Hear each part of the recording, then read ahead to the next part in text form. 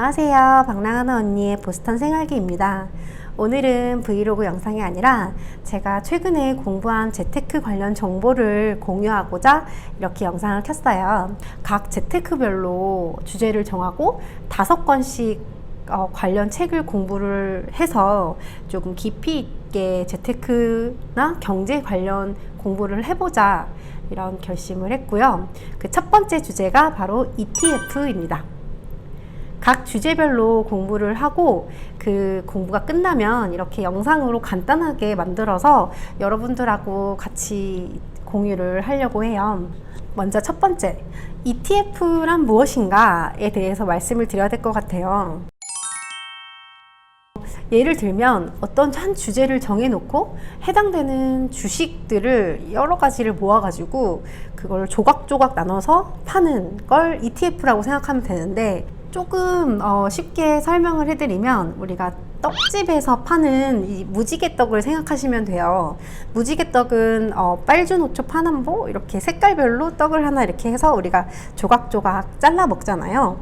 ETF도 바로 이렇게 생각하시면 되는데, 예를 들면 나는 몇 년 안에 친환경 쪽이 뜰 것 같아 라는 생각이 들면 친환경 ETF를 찾아서 투자를 하시면 됩니다.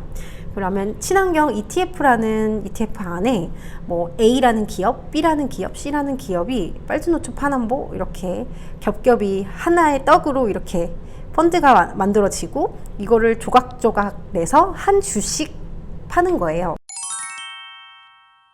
그러면 우리가 왜 ETF에 투자를 해야 되는지 그 장점에 대해서 한번 제가 간단하게 설명을 해드릴게요. 첫 번째는 ETF라는 건 정말 다양한 상품이 많거든요. 다양하고 그리고 주식 거래하는 것처럼 쉽게 거래할 수 있어요. 그리고 PDF라는 어떤 상품 설명서를 통해서 어떤 거에 얼만큼 얘가 이 펀드가 투자되어 있는지를 다 알 수 있기 때문에 매우 투명하고, 또 이제 A, B, C, D, E, F, G 기업을 조금씩 다 투자해 놓은 거를 갖고 있는 거기 때문에 당연스럽게 분산 투자 효과가 좀 있습니다. 그리고 펀드 투자하긴 하지만 펀드 매니저가 적극적으로 굴리는 게 아니기 때문에 그냥 지수만 이렇게 추종하는 거기 때문에 수수료가 거의 없고요. 또 주식 거래하는 것처럼 쉽게 사고 팔 수 있기 때문에 황금성도 매우 뛰어난 상품이라고 할 수 있습니다. 그냥 펀드랑 이 ETF도 펀드라면서요, 뭐가 다른 거죠? 라고 이제 질문을 하실 수도 있을 것 같아서 간단하게 정리를 하자면, 펀드 종류를 좀 아셔야 될 것 같아요. 펀드는 액티브 펀드가 있고 패시브 펀드가 있습니다. 액티브 펀드는 우리가 펀드 하면 생각하는 그 펀드를 말합니다. 펀드 매니저가 있고 수수료를 받아서 적극적으로 내 돈을 굴려주는 그런 일반 펀드를 우리가 액티브 펀드라고 하고요.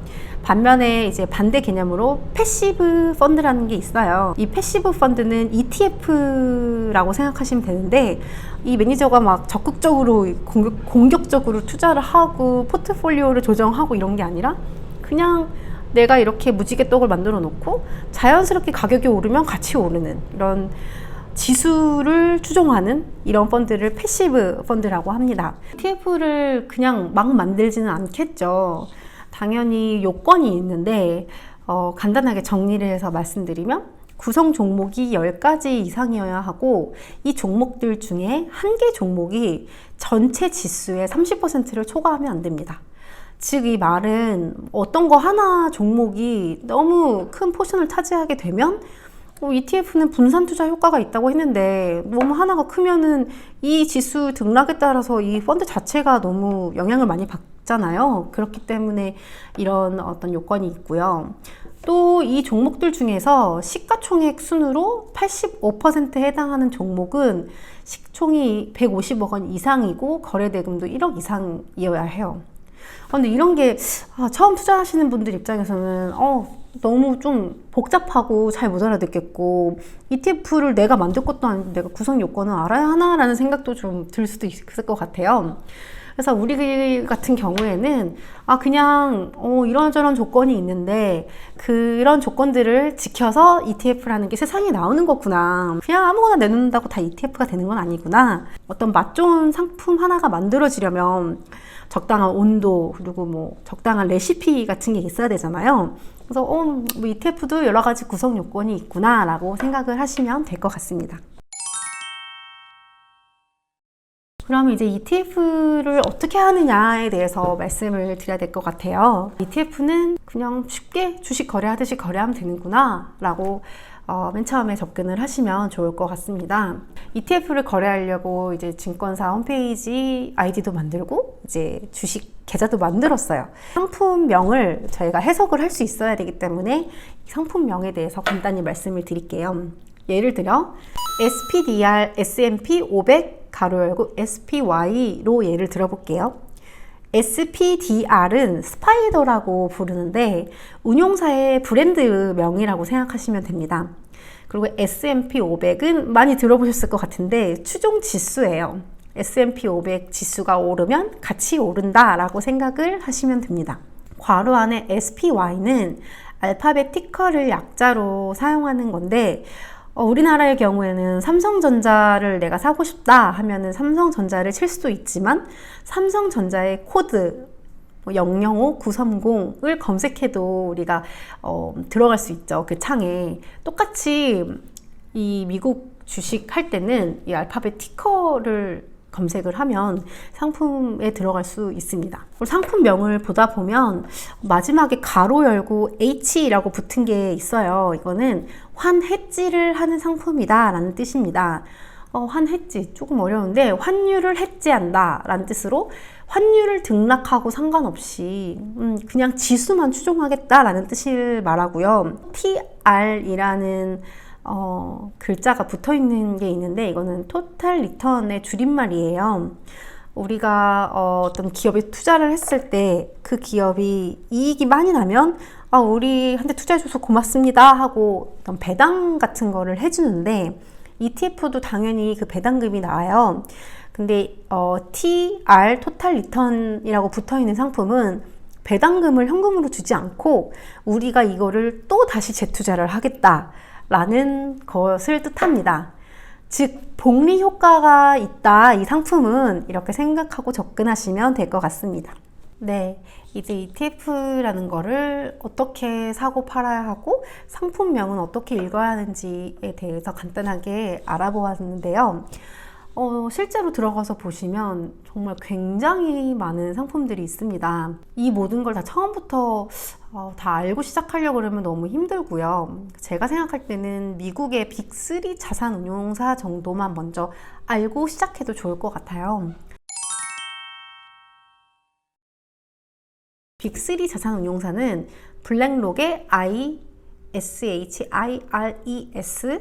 iShares, 뱅가드 그룹의 뱅가드, 그리고 스테이트 스트릿의 SPDR, 스파이더가 있습니다.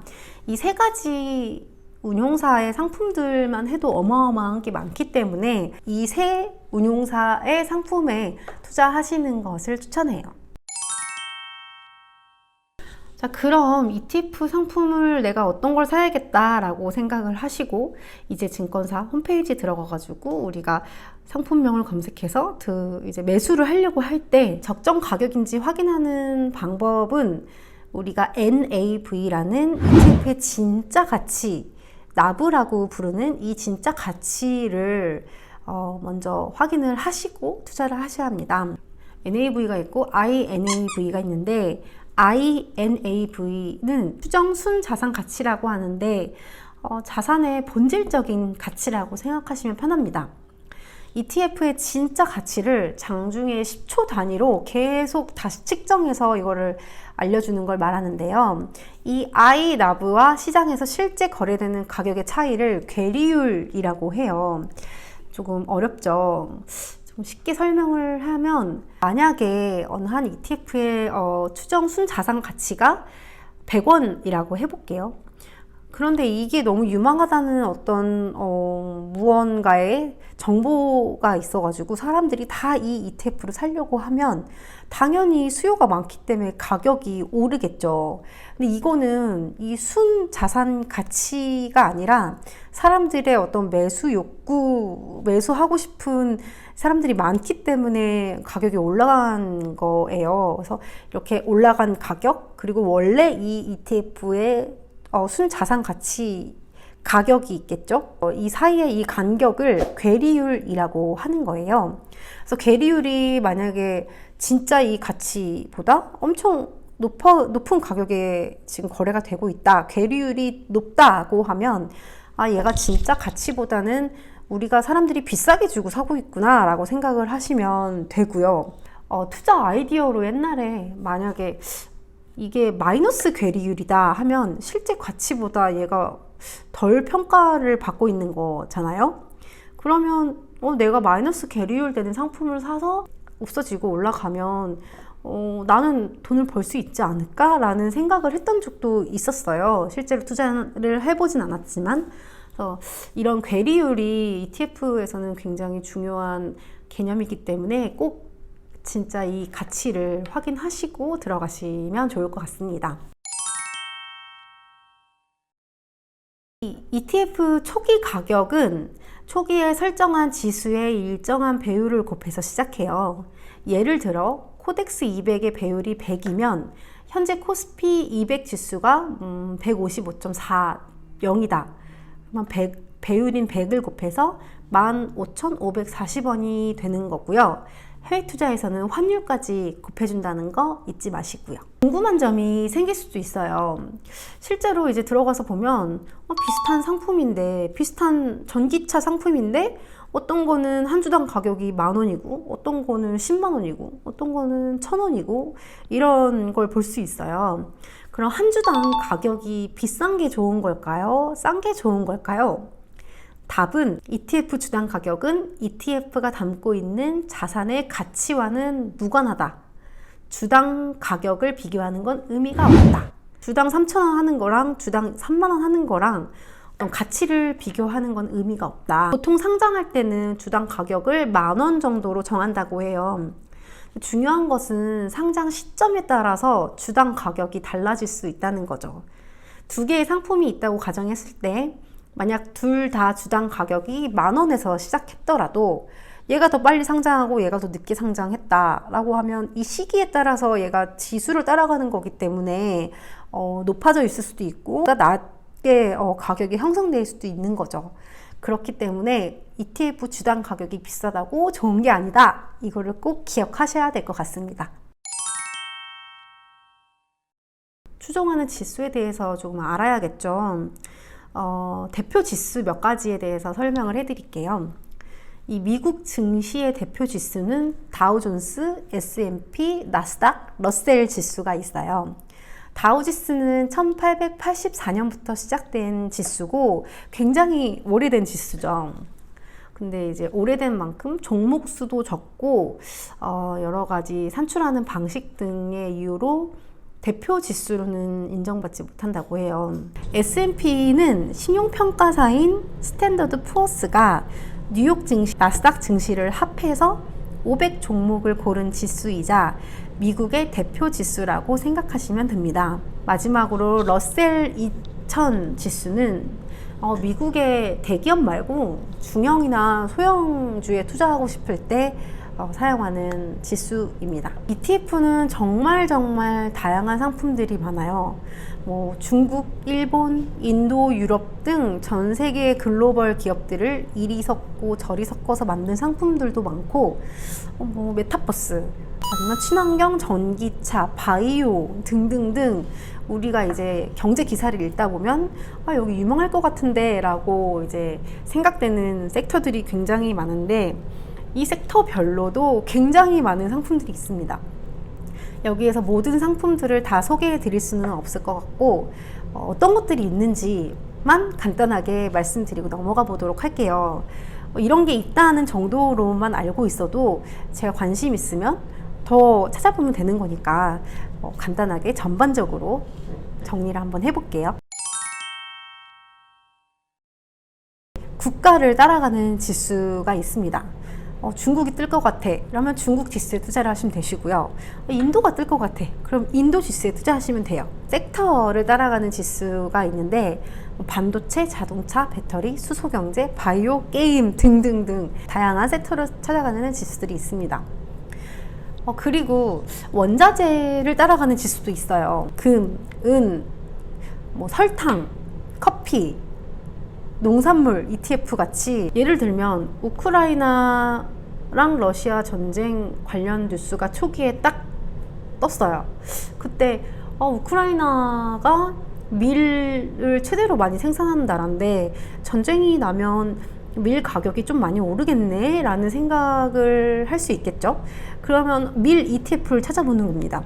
밀 가격이 오르면서 이 ETF 가격도 당연히 오를 테니까 이런 식으로 투자를 하면 될 것 같습니다. 이 밖에도 배당을 많이 해주는 고배당 ETF, 배당해주는 가격이 점점 늘어나는 배당 성장 ETF, 그리고 채권, 부동산, 가상화폐, 천연가스 등등 굉장히 많은 ETF가 있기 때문에 내가 투자 아이디어만 있다면 너무 좋은 투자처라는 생각이 듭니다. 주식 종목 같은 경우에는 내가 종목을 사면 올라야지만 수익을 얻는 거잖아요. 근데 ETF 같은 경우에는 만약에 주식이 떨어져도 돈을 벌 수 있는 상품이 있는데 그게 바로 인버스 ETF입니다. 인버스 ETF는 내가 생각하는 지수가 떨어지면 수익률이 오르는 그런 상품이에요. 레버리지는 올라가면 지수를 따라 올라가는 상품이고, 곱하기 2는 이 올라가는 만큼의 2배씩 올라가거나 떨어지거나 이런 상품이기 때문에 지수가 너무 지금 고평가되어 있는데 나는 조금 떨어질 것 같아 라고 생각하시면 인버스 ETF에 투자하시면 됩니다. ETF를 하고 싶은데 정보를 어떻게 알아야 될지 모르겠어요 라는 분들을 위해서 준비했습니다. 세이브로 ETF 체크, ETF.com, 그리고 각 운용사 홈페이지, 한국거래소, ETF.db.com은 ETF.com의 보완제로 사용하면 좋고요. 아까 블랙록사의 상품인 iShares ETF 사이트도 굉장히 잘 돼 있어요. 미국 주식 투자하실 때는 여기 들어가서 보셔도 좋을 것 같습니다. 우리나라 같은 경우에는 증권사 레포트를 보시면 좋은데 한경 컨센서스, 네이버 금융 리서치, 연합 인포메스 등 좋은 데가 많고요.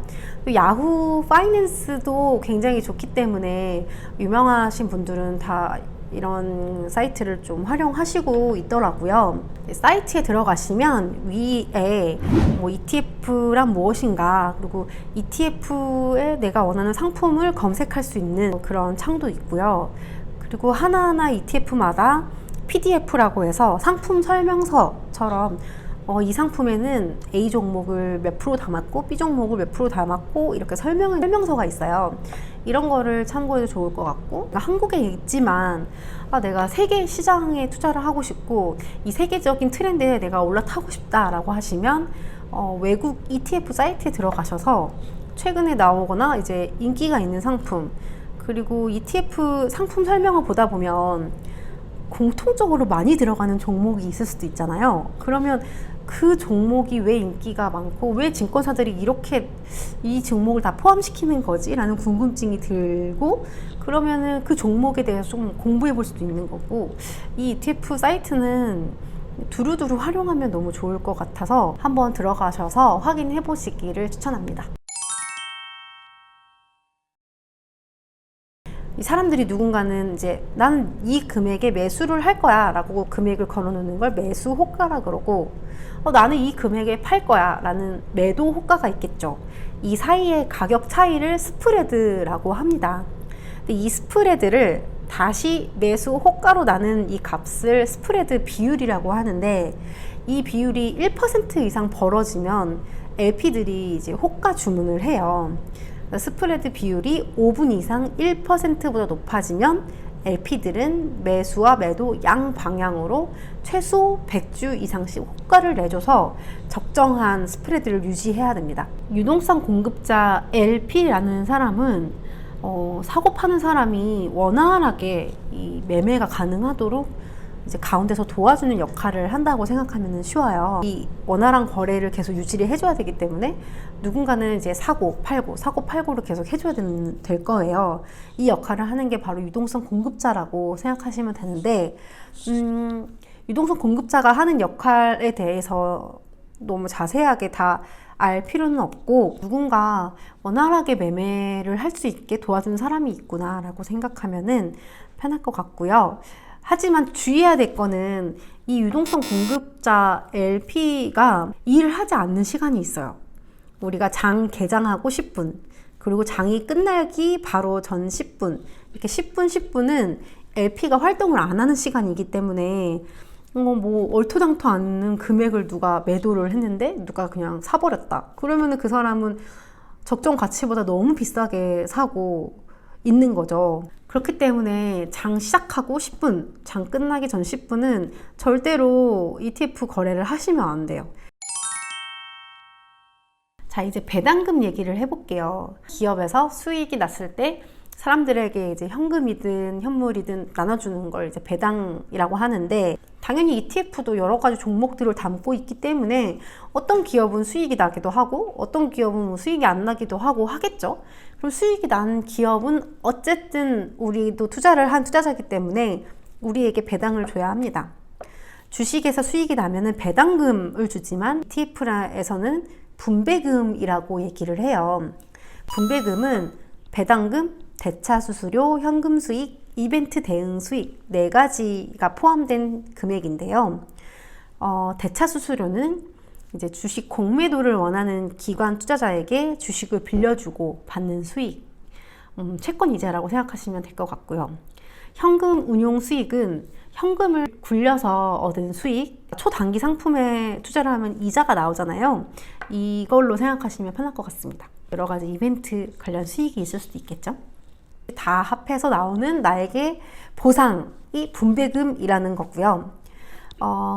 주식형 ETF는 매년 1월, 4월, 7월, 10월, 12월의 마지막 거래일을 분배금 지급 기준일로 설정을 하고 있어요. 이날 ETF를 가지고 있는 사람한테는 내가 분배금을 주겠다라는 뜻이고요. 분배금을 지급을 하면 어쨌든 그 기업에서는 현금이 나간 거기 때문에 가격이 떨어지겠죠. 이런 걸 분배락이라고 합니다. 매수할 때 고려해야 할 게 있는데요. 당연히 수익률에 대해서는 확인해 봐야 되고, 투자 위험 등급, 환율 해지, 수수료, 그리고 그 ETF가 진짜 가치 대비해서 지금 적당한 가격인지도 확인해 봐야 됩니다. 미국에서는 퇴직연금을 가지고 이런 ETF 투자를 굉장히 많이 하고 있어요. 우리나라에서도 퇴직연금을 DC형으로 바꿔서 이런 미국 지수나 유망 섹터 지수를 추종하는 ETF에 투자를 할 수 있는데요. 퇴직연금은 근로소득이 있는 경우에는 가입이 가능한데, 회사가 돈을 굴려주는 방법이 있고 내가 직접 굴리는 방법이 있습니다. 내가 직접 굴리는 방법이 DC형이라고 하는데, ETF 투자 상품에 투자를 할 수 있어요. 퇴직연금은 노후를 보장해야 하기 때문에 위험한 상품에는 투자를 거의 못하고, 적당한 상품에 분산 투자를 해서 투자를 오랜 기간 하시면 꽤 높은 수익률이 있을 수 있습니다. 세금에 대해서도 생각을 해봐야겠죠. ETF 투자할 때에는 최대 700만 원까지 공제율 13.2%로 최대 92만 4천 원 절세가 가능합니다. ETF도 상장 폐지가 되나요? 라고 물어볼 수도 있죠. 왜냐하면 저희가 주식 투자를 할 때 제일 무서운 게 상장 폐지잖아요. 아예 그냥 휴지 조각이 돼버리니까. 하지만 ETF는 거의 위험하지 않다고 보시면 됩니다. 만약에 상장 폐지가 되더라도 계속 매매도 가능하고, 이 상폐의 날을 기준으로 ETF 순 자산 가치에서 어떤 운용 보수 같은 수수료로만 조금 뺀 그 금액은 자산 운용사가 다 투자자들한테 돌려주게 돼 있어요. 그렇기 때문에 내 돈이 휴지 조각이 된다라고 생각을 하시지 않으셔도 될 것 같고, 하지만 내 포트폴리오를 계속 변경을 해야 되기 때문에 웬만하면은 규모가 큰 ETF에 투자하는 것을 추천합니다. 마지막으로 이제 제가 미국에 온 지 1년이 조금 안 됐긴 했지만 여기서 사람들을 많이 만나다 보니까 미국 사람들이 ETF에 굉장히 많이 투자를 하고 있구나 라는 거를 많이 깨달았고요. 개인적으로는 미국 ETF에 직접 투자를 해보라고 추천해드리고 싶어요. 미국에 사시는 분들 같은 경우에는 SSN이 있으면 미국에서 직접 증권사 계좌를 만들어서 투자를 해보시는 것도 좋을 것 같아요.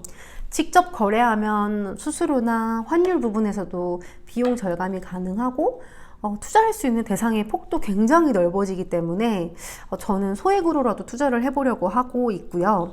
투자를 해서 어땠는지에 대해서도 다음 영상이나 이후의 영상에서 한번 정리를 한번 해보도록 할게요.